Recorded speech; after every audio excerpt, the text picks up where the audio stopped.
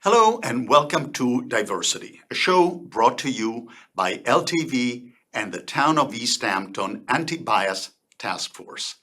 My name is Andrew Visconti and I'm your host today here with Annette Danto. Annette is a filmmaker. I met her recently at a screening in Sag Harbor and I was completely captivated by the project that she was screening in Sag Harbor. Today, during this interview, Annette will take us on an amazing trip to India. But before we go to India, let's just start very locally. Were you raised in East Hampton? Where were you raised? I was born in Atlantic Beach, Long Island, Nassau County, and I am first generation American. Both my parents came to the United States in the 1950s. From My mother came from Riga, Latvia, and my father from Poland via Italy to the United States. But they both arrived in the early 1950s. They met. My father was a bel canto tenor and had a recital at Town Hall, and his accompanist got sick prior to the recital, and he needed to find a substitute. And my mother was a concert pianist and was called upon to step in and be the accompanist for his recital. They met, fell in love, and I was born.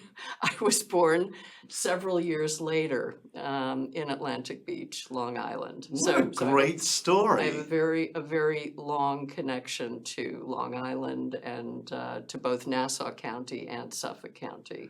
Wonderful. How did your parents' immigrant experience shape you and who you are? My parents both had remarkable journeys coming to this country, and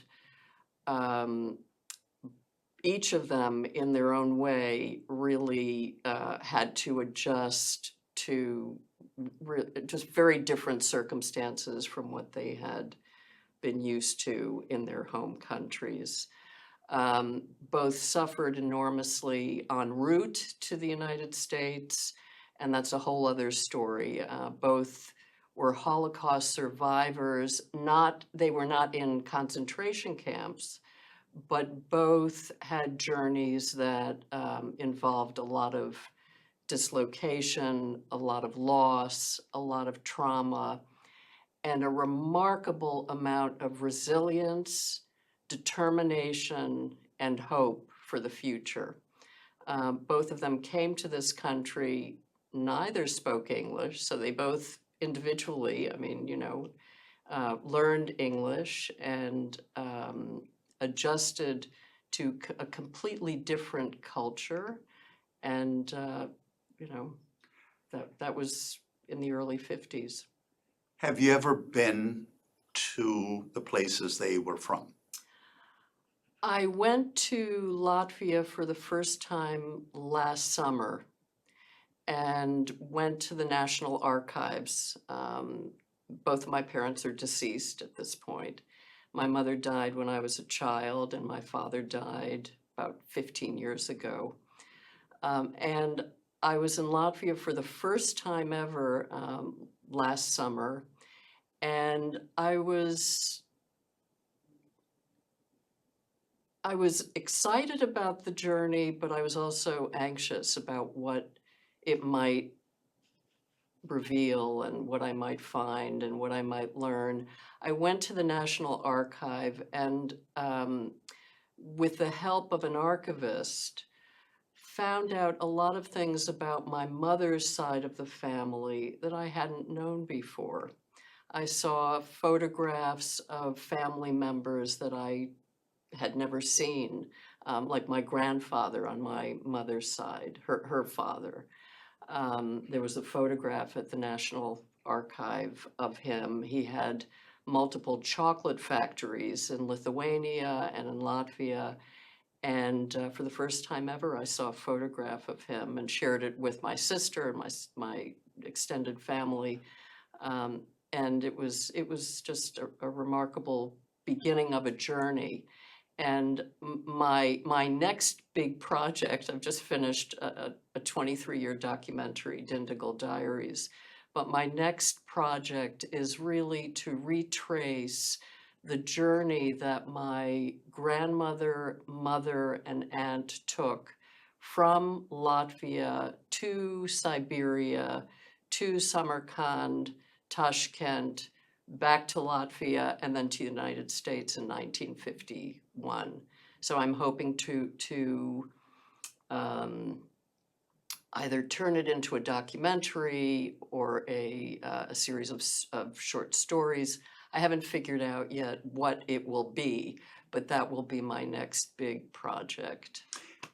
Interesting topic that you raised. How does any project, like a film project or a documentary project, obviously begins with an idea, and then what do you do with this idea? What's the how does it become? How does an idea become something more concrete?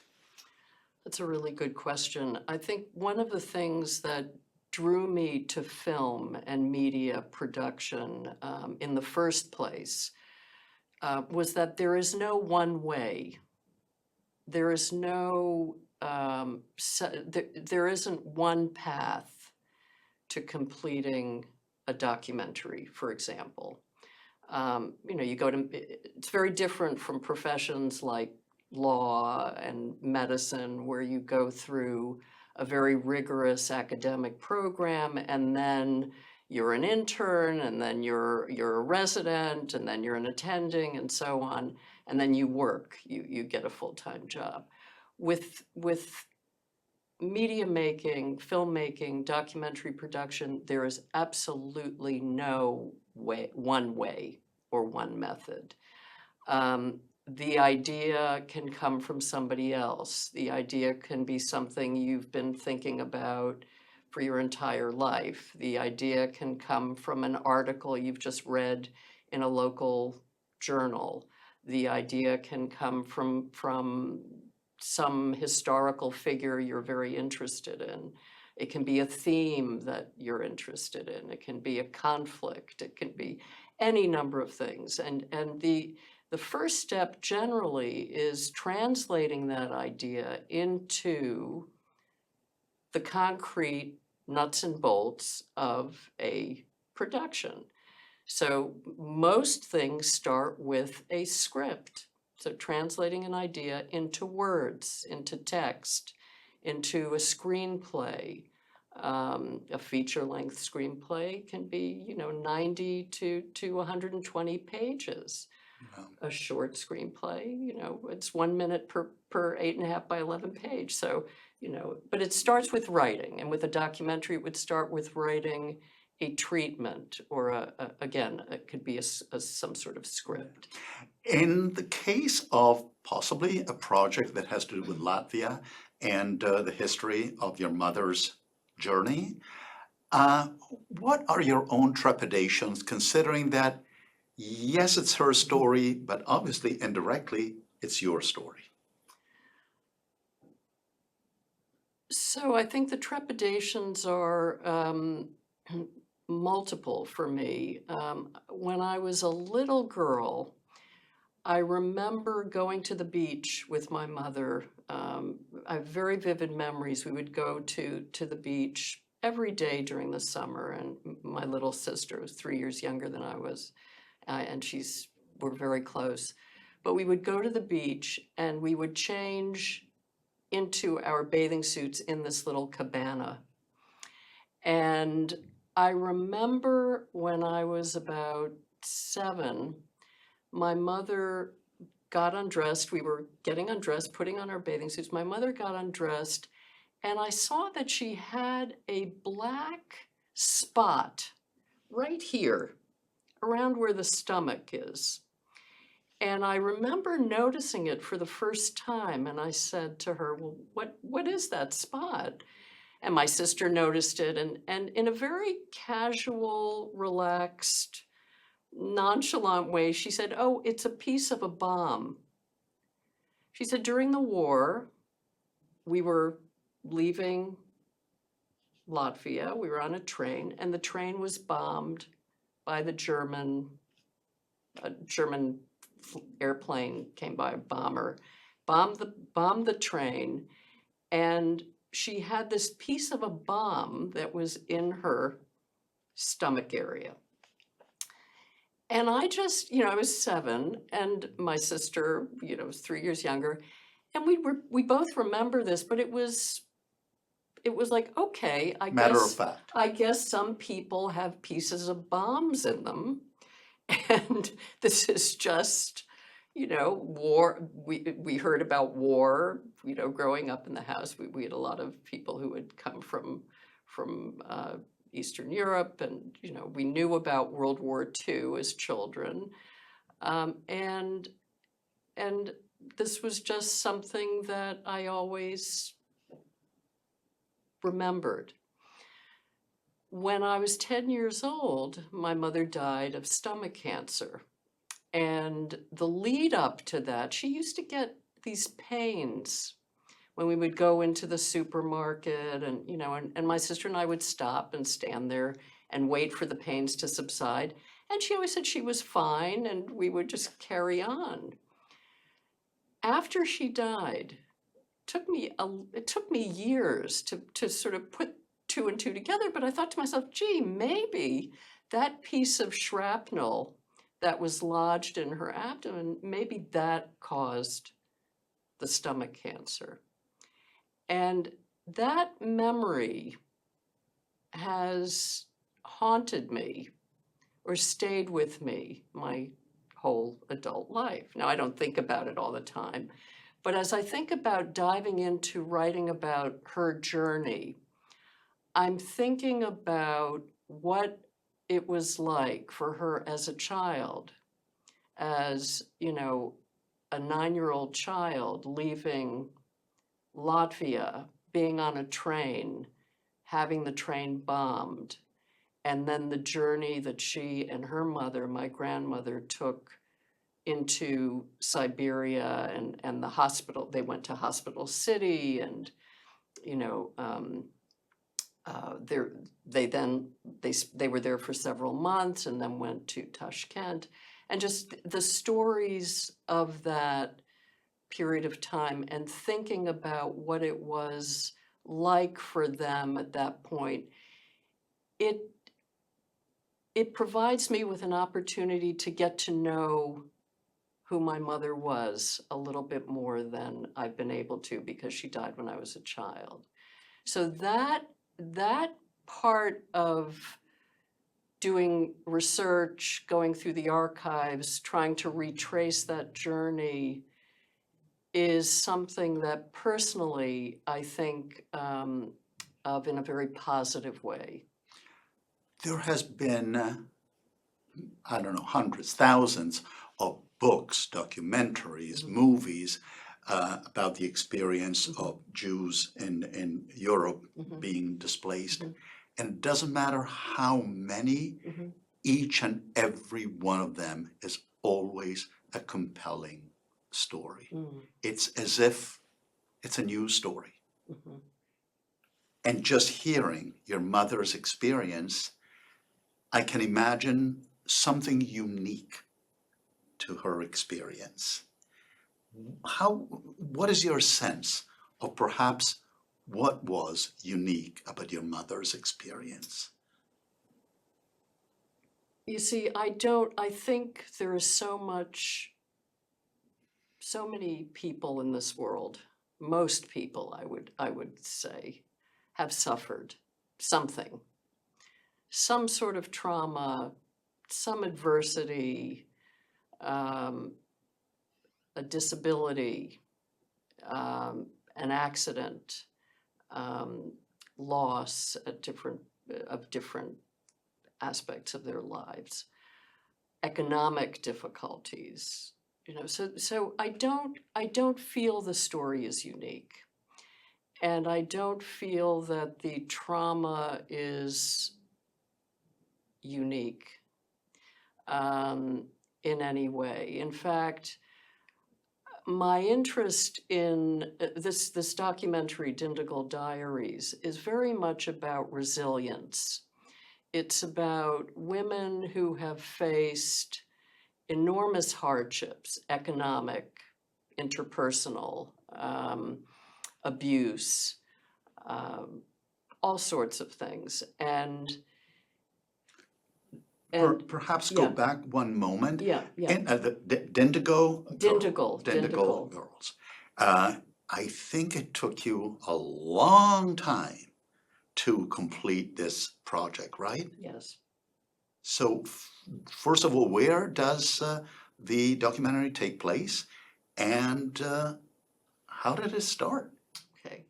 So interestingly, Kamala Harris's mother is from the Indian state of Tamil Nadu, which is the southeasternmost state in India. And Dindigul, she was not from Dindigul, but I thought that was sort of an interesting bit of current trivia that I wanted to mention. Dindigul is in interior Tamil Nadu. It is a region made up of thousands and thousands of small villages. Many of the villages don't have running water, don't have electricity. To this day, To this day, many of them. There have been a lot of improvements, certainly, and in the 23 years of the making of the documentary, there were lots of improvements in infrastructure. One of the most notable improvements, which was not in terms of infrastructure, but what was notable was that a lot of the farmers are using cell phones when they herd their cattle and move around in the fields.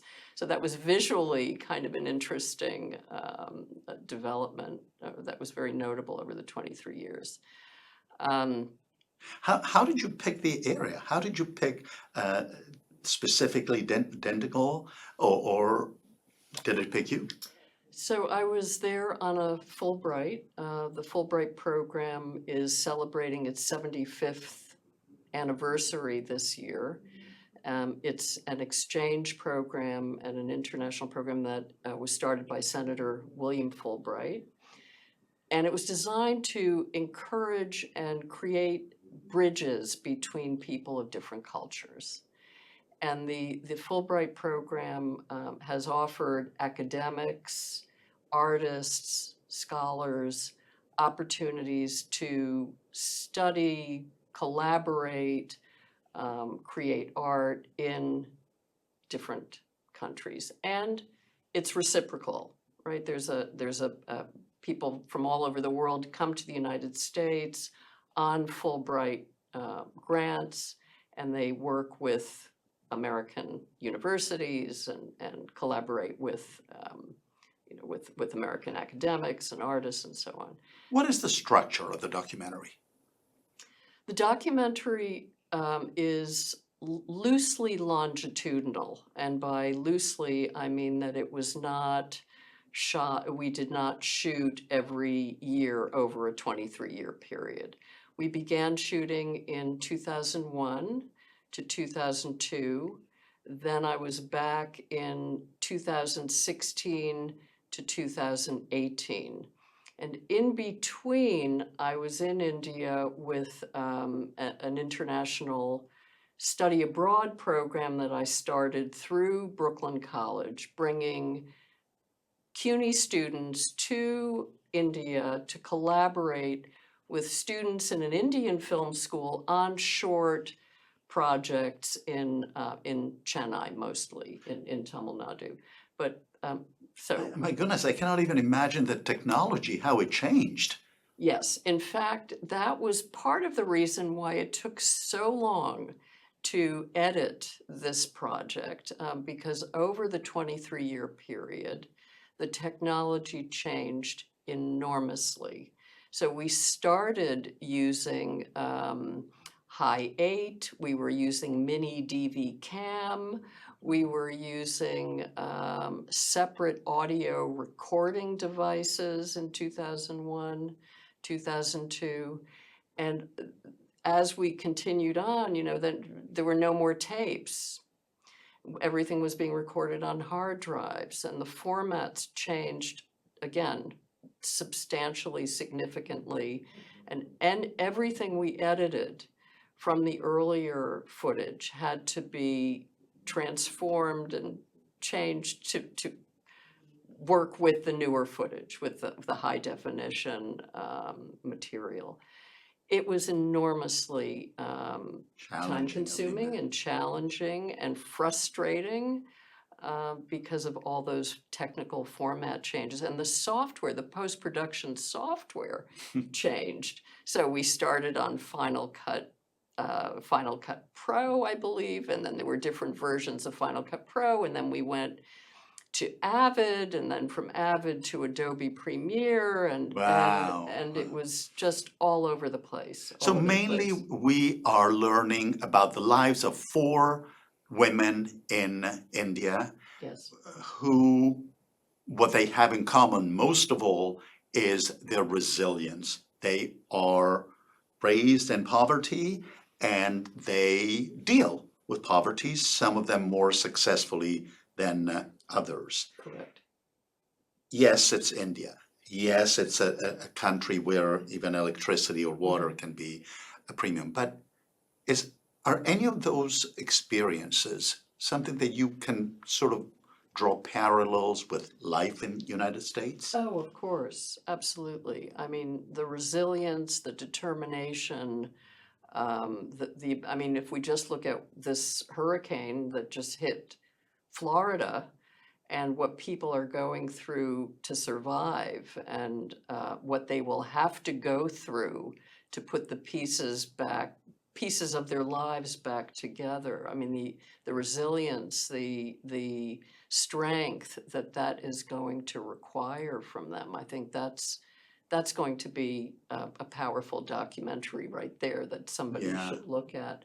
But I saw there was like a house in I just saw some footage on the news of a house off of the North Carolina coast just being washed out into the ocean. And, the woman, the owner of the house was like looking at the house from shore, and she and her family had lived there for 19 years, and she was just trying to, come to terms with that loss. And she said, well, life has to go on, and she's watching the house, sail away in the Atlantic Ocean. I don't Is know if your, that answers your of question, course, absolutely. Andrew, Is but your yeah. documentary going to be shown locally over and beyond the screening, which took place a few weeks ago in Sag Harbor? Yes. So we're working on a number of screenings. In terms of local screenings, there will be several screenings in New York City, in the city. The Fulbright organization is sponsoring a screening the first week of December. It's going to be screened at universities across the country, but not locally. I haven't set that up yet. We're also working on 5 screenings in India in January, in Dindigul, in the town itself, The where entire town is going to the be town, there. the villagers, the families will all be there. In Chennai, Delhi, Varanasi, and in Calcutta. So we're looking at setting up what we're calling a reverse gaze screening. So I'm partnering with an Indian filmmaker who made a documentary about the Amish community in Kenyon, Ohio, as a Fulbright scholar. And she made that over a 3-year period, so it's different time frame. But she and I have created a program that we're going to take 2 different cities in India and also in the United States, calling it Reverse Gaze, where we show both documentaries and then have a panel discussion about the parallel processes that documentary filmmakers go through when creating a documentary in a culture other than their own. How do we sensitively and ethically represent cultures that are not our own? And there are lots of issues in terms of representation and sensitivities, and the cultural gaze, is a term that many people have spoken about, and yeah. There might be young people in our community in East Hampton, maybe at Ross School, maybe at the East Hampton High School, who have the dream of becoming filmmakers, who have the dream of becoming documentarians. Any particular tip? Any suggestion? How does it become a reality?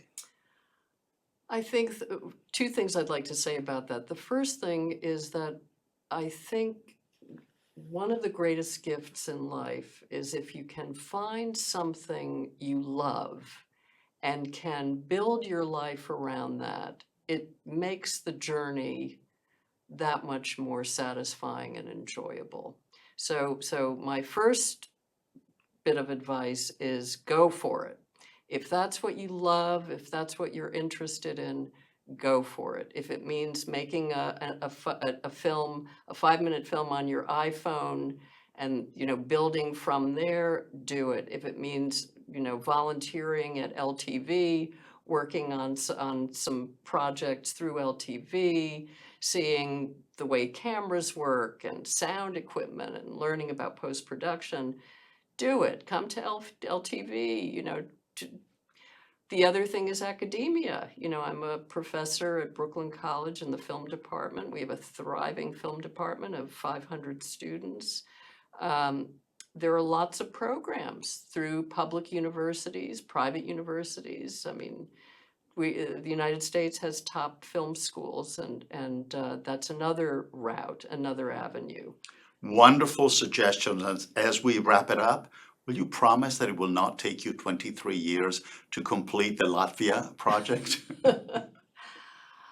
I don't know that I can promise that. I just don't know that I can promise that. Well, thank you so much for your time. Thank you you. for this insight look into the life of a filmmaker. Thank you. Thanks so much.